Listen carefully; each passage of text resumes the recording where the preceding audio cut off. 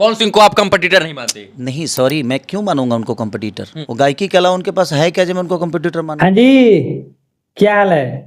ठीक है भाई। खेसारी लाल ने पवन सिंह को तगड़ा वाला रिप्लाई देते हुए उनको यहाँ तक ये कह दिया कि मैं अपना कंपटीटर नहीं मानता। आप उनको अपना कंपटीटर मानते हैं क्या? नहीं।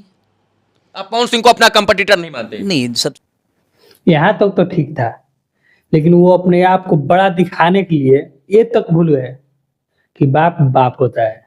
नालायक! जिनको देखकर सीखे हैं कि हाँ ये चीज करना चाहिए, ये चीज करना है, वो खुद बोले हैं कि हम देखकर उनके जैसा ये किए, उनके जैसा ये किए, और उन्हीं को बोल रहे हैं आता ही क्या है। वाह साले का खोपड़ी तोड़ साले का।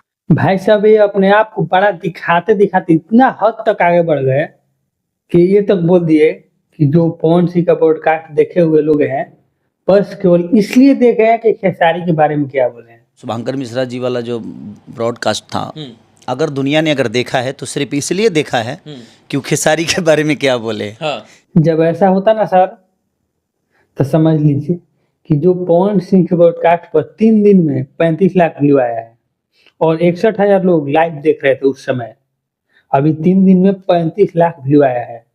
और आपका पॉडकास्ट पहले हो चुका है जो उनकी इसी चैनल पे है, जाकर देख लीजिए कितना व्यू आया है। 2 महीना में, 2 महीना पहले हुआ है, 2 महीना में मात्र 22 लाख व्यू। क्यों? जब आपके नाम से हो रहा है तो उस पर भी आना चाहिए था।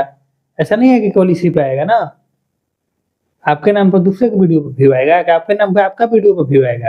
अरे बाप रे, ये तो धोती खोल रहा है। तो एक आदमी बोल रहा है कि भाई वो दिल का अच्छा आदमी है, उसमें कोई कमी नहीं है, और एक बोल रहा है वो मेरे लिए कभी खड़ा नहीं हुए। पवन सिंह आपके लिए कभी नहीं कभी खड़ा नहीं हुए।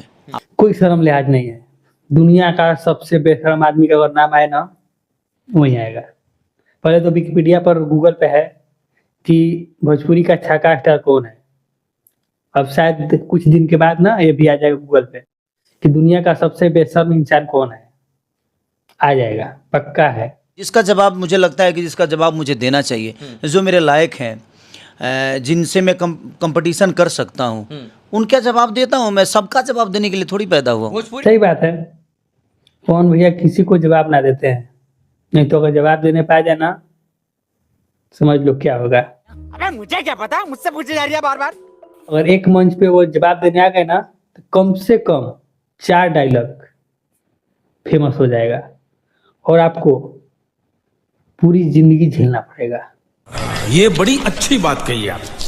थैंक यू, धन्यवाद, बस इतना ही।